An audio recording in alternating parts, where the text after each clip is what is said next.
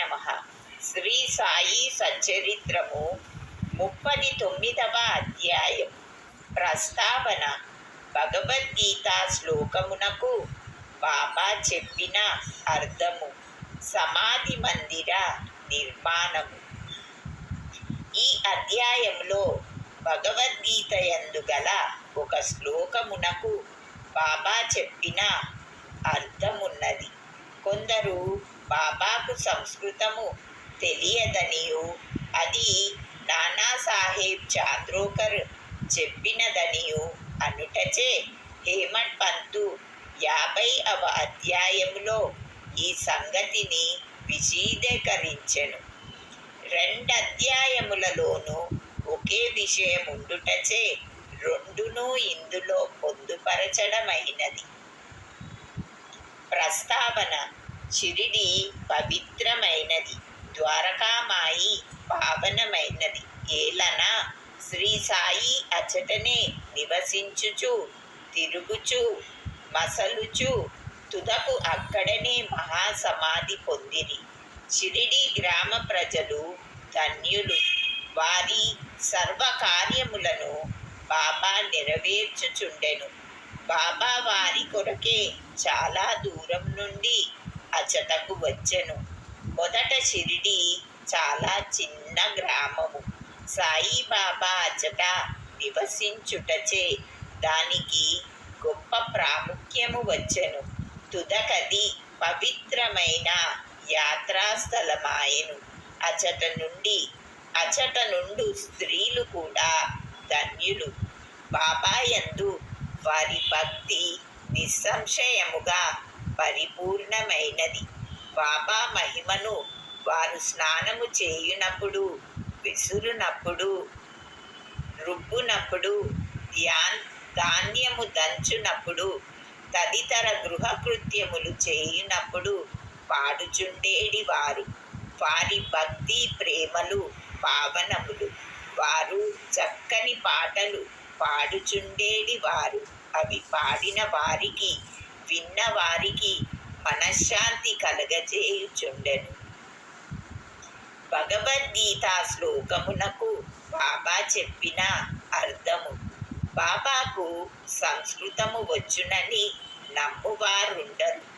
ఒకనాడు భగవద్గీతలోని ఒక శ్లోకమును బాబా చక్కని అర్థమును నానాసాహెబ్ చాంద్రోకర్కు బోధించి ఆశ్చర్యము కలిగజేసెను. ఈ విషయమును గూర్చి బివి దేవు గారు శ్రీ సాయి లీలా సంపుటి 4వ పుట 563 స్ఫుట విషయం నందు వ్రాసినారు.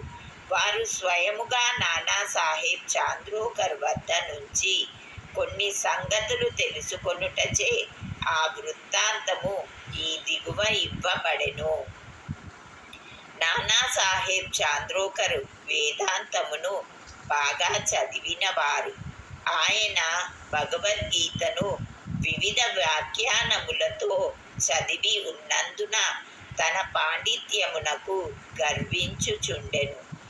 బాబాకి ఈ విషయము గాని సంస్కృతము గాని తెలియదని ఆయన అభిప్రాయం. అందుచే ఒకనాడు బాబా అతని గర్వమణచెను. ఆ తొలి రోజులలో భక్తులు గుంపులుగా రానప్పుడు బాబా భక్తుల సంశయమున తీర్చుటకు ఒంటరిగా వారితో మసీదులో మాట్లాడుచుండిరి. బాబా దగ్గర నానా కూర్చొని వారి కాళ్ళ నొత్తుచు నోటిలో ఏదో గొనుగుకొనుచుండెను. అందుకు బాబా, నానా, ఏమి గొనుగుచున్నావు? నానా, సంస్కృత శ్లోకమును వల్లించుచున్నాను. అందుకు బాబా, ఏ శ్లోకము? అందుకు నానా నేను భగవద్గీతలోనిది. బాబా, గట్టిగా చదువుము. నానా, తద్విద్ధి ప్రణిపాతేన పరిప్రశ్నేన సేవయా ఉపదేక్షంతి తే జ్ఞానం జ్ఞానీన సత్వదర్శినః బాబా ఇట్లనెను, నానా అది నీకు బోధపడినదా? నానా అవును బాబా, నీకు తెలిసినచో నాకు చెప్పుము.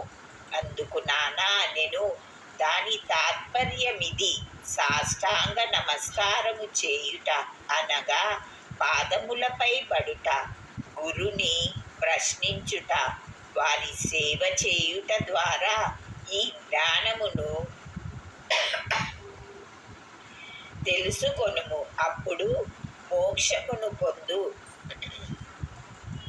జ్ఞానము కలవారు అనగా పరబ్రహ్మమును తెలిసిన వారు ఆ జ్ఞానమును ఉపదేశించెదరు. బాబా, నానా శ్లోకము యొక్క తాత్పర్యం అక్కరలేదు.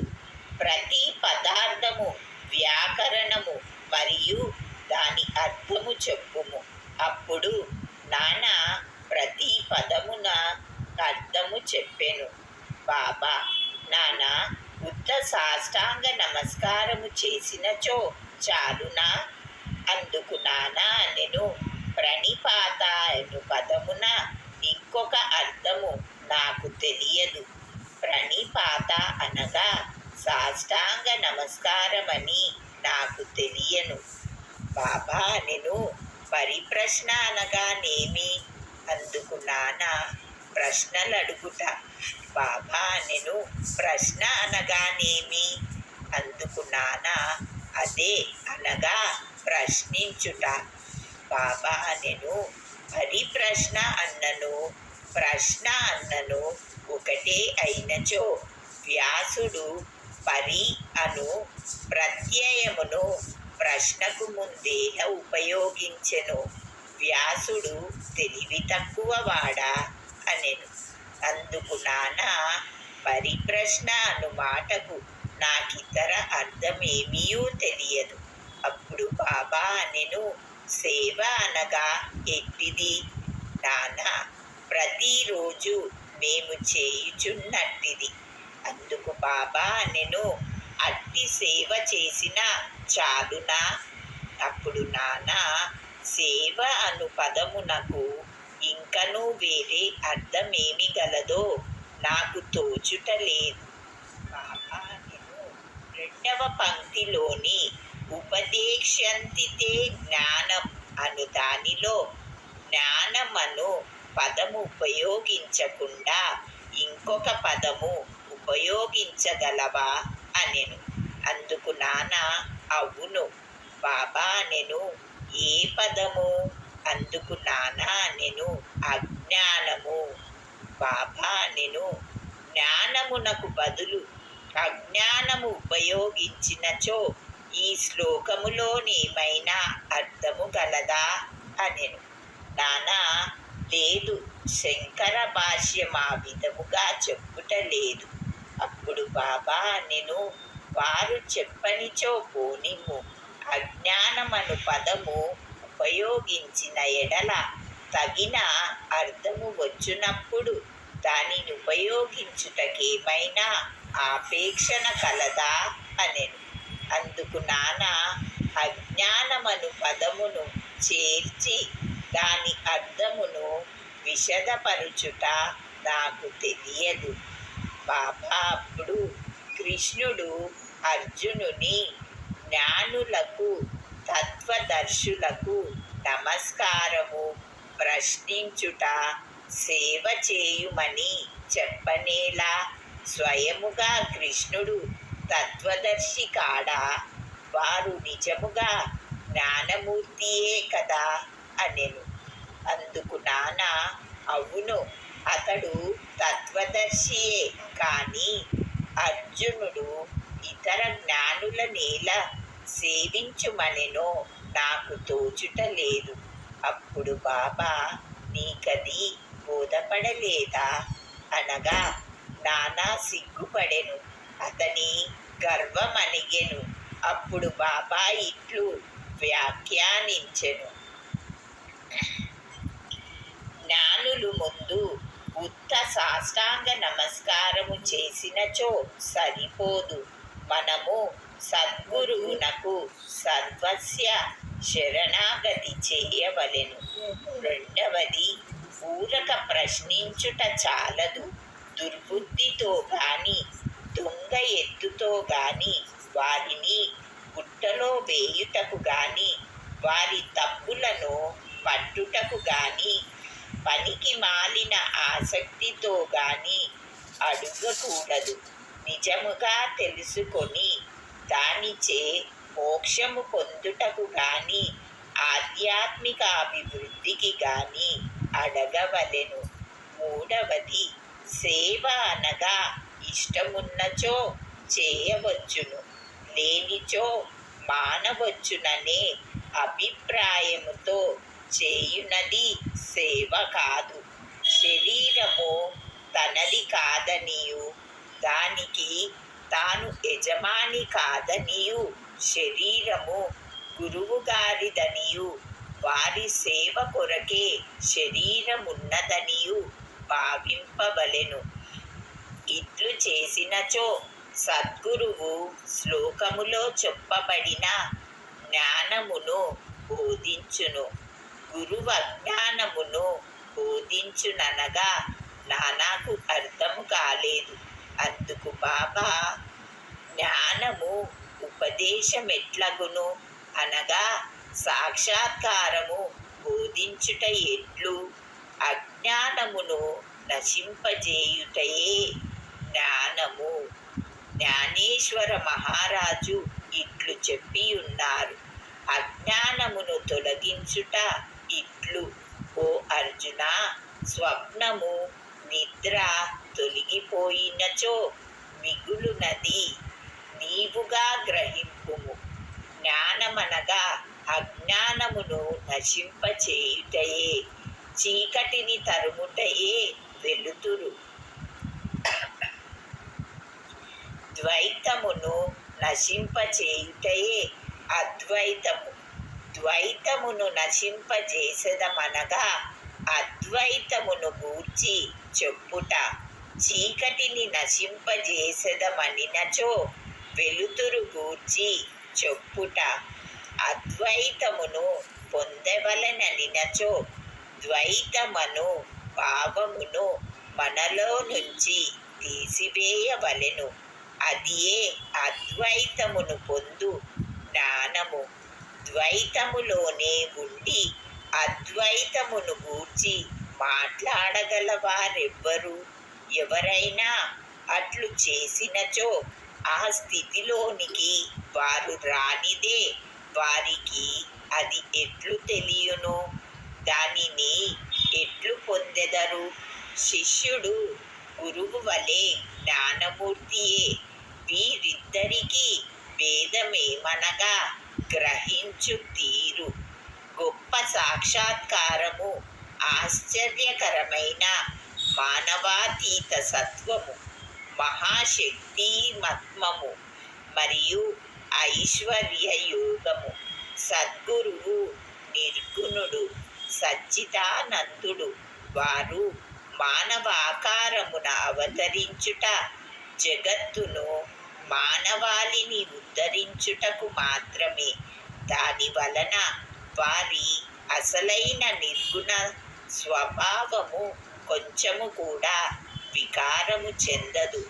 వారి సత్య స్వరూపము దైవీక శక్తి జ్ఞానము తరుగకుండా ఉండును. శిష్యుడు కూడా అట్టి స్వరూపము కలవాడే. కానీ అతని అనేక జన్మల అజ్ఞానము తానే శుద్ధ చైతన్యమను సంగతిని కప్పివేయును. అతడు నేను సామాన్య నికృష్ట జీవుడను అనుకొనును. గురువు ఈ అజ్ఞానమును మూలముతో తీసివేయవలెను. తగిన ఉపదేశమునివ్వవలెను. లెక్కలేనన్ని జన్మల నుంచి సంపాదించిన అజ్ఞానమును గురువు నిర్మూలించి ఉపదేశించవలెను. ఎన్నో జన్మల నుంచి తాను నికృష్ట జీవుడననుకొను శిష్యునికి గురువు నీవే దైవము, శక్తియుతుడవు, ఐశ్వర్యశాలివి అని బోధించును. అప్పుడు శిష్యుడు కొంచెము కొంచెముగా తానే దైవమని గ్రహించును.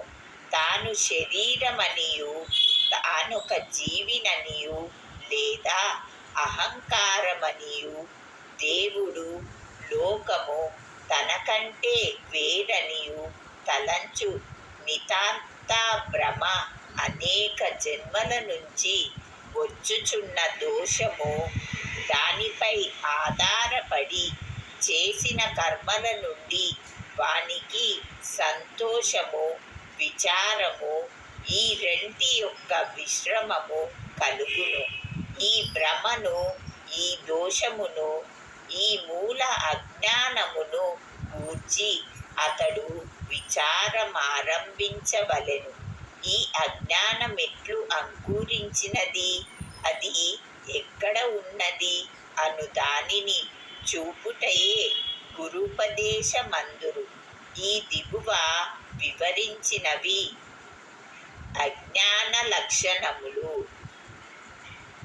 నేను జీవిని అనగా ప్రాణిని, శరీరమే ఆత్మ అనగా నేను శరీరమును, భగవంతుడు, ప్రపంచము, జీవుడు వేర్వేరు, నేను దేవుడను కాను, శరీరమాత్మ కాదని తెలుసుకొనకుండుట, దేవుడు, జీవుడు, ప్రపంచము ఒకటే అని తెలియకుండుట.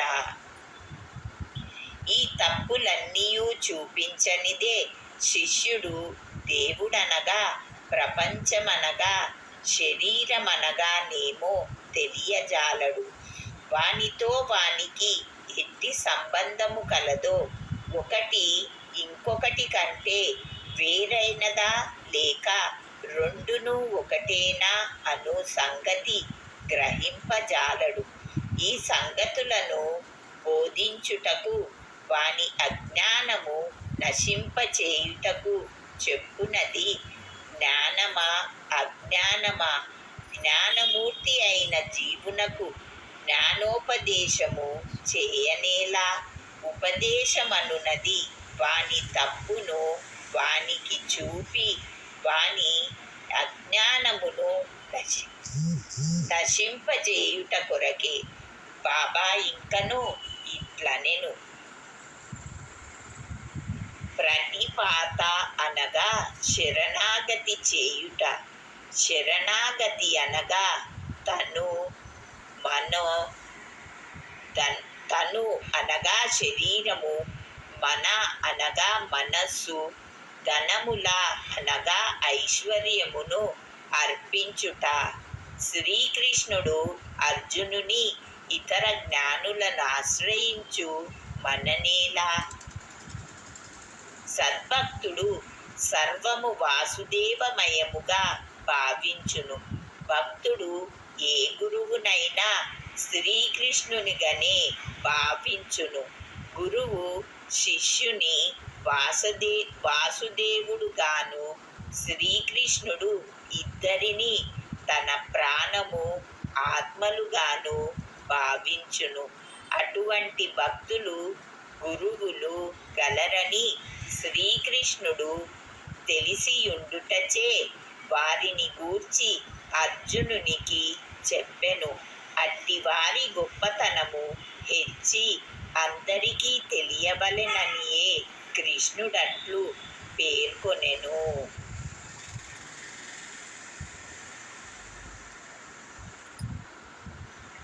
సమాధి మందిర నిర్మాణము. బాబా తాను చేయ నిశ్చయించుకొనిన పనుల గూర్చి ఎప్పుడునూ మాట్లాడువారు కారు, ఏమీ సందడి చేయువారు కారు. సంగతి సందర్భములను వాతావరణమును మిక్కిలి యుక్తిగా ఏర్పరచి తప్పనిసరి పరిస్థితులు కలిగించుచుండువారు. అందుకు సమాధి మందిర నిర్మాణము ఒక ఉదాహరణము. నాగపూరు కోటీశ్వరుడు శ్రీమాన్ బాపు సాహెబ్ బూటీ షిరిడీలో సకుటుంబముగా ఉండేటివాడు. అతనికి అచట సొంత భవనముండినా బాగుండునని ఆలోచన కలిగెను. కొన్నాళ్ల పిదప దీక్షిత్ వాడాలో నిద్రించుచుండగా అతనికొక దృశ్యము కనిపించెను.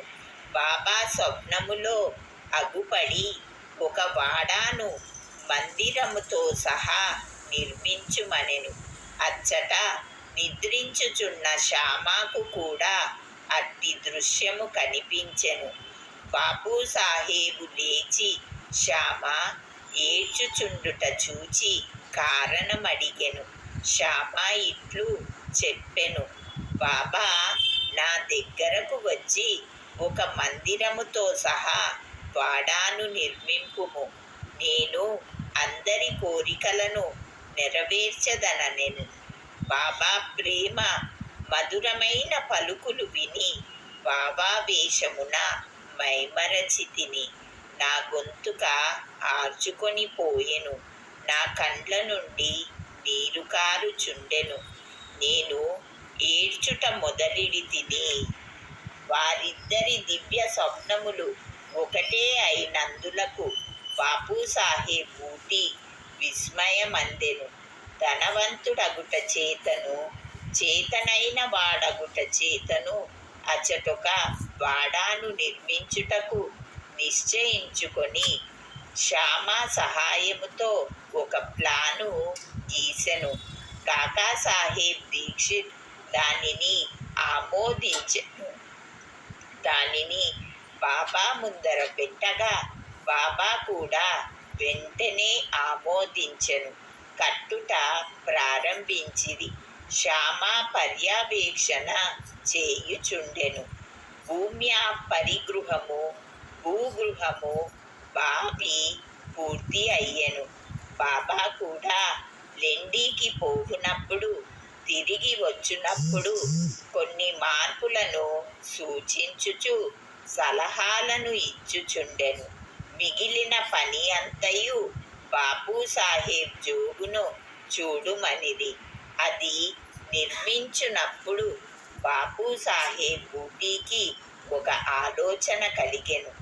చుట్టూ గదులుండి దాని మధ్యనొక విశాలమైన హాలులో మురళీధరుని ప్రతిమను ప్రతిష్ఠ చేయవలెనని తట్టెను. బాబాకి సంగతి తెలియజేసి వారి అభిప్రాయమును కనుగొనవలెనని శ్యామాకు చెప్పెను.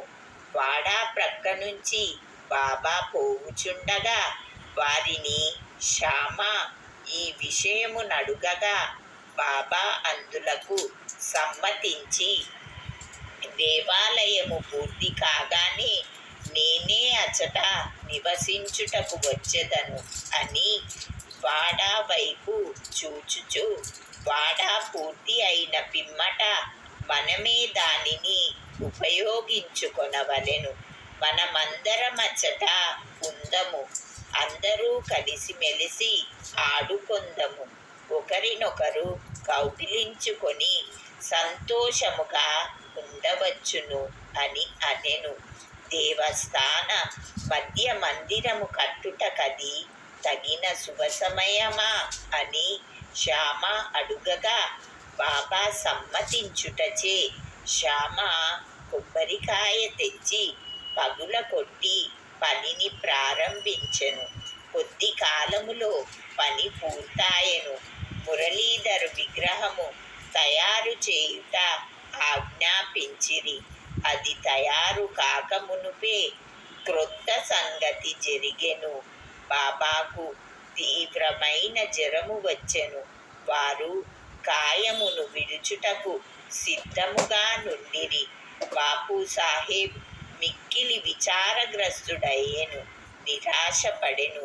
బాబా సమాధి చెందినచో తన వాడ బాబా పాదములచే పవిత్రము కాదనియు తాను మదుపు పెట్టిన 1,00,000 రూపాయలు వ్యర్థమగుననియు చింతించెను. కానీ బాబా సమాధి చెందక ముందు నన్ను రాతివాడాలో నుంచుడు అన్నట్టి పలుకులు బాపు సాహేబుకే కాక అందరికీ ఊరట కలిగించెను. సకాలమున బాబా పవిత్ర శరీరమును మధ్య మందిరములో పెట్టి సమాధి చేసిరి. ఇట్లు మురళీధరుని కొరకు నిర్ణయించిన స్థలమునందు బాబాను సమాధి చేయుటచే బాబాయే మురళీధరుడనియు ఊటీవాడాయే సమాధి మందిరమనియు అర్థము గ్రహించవలెను.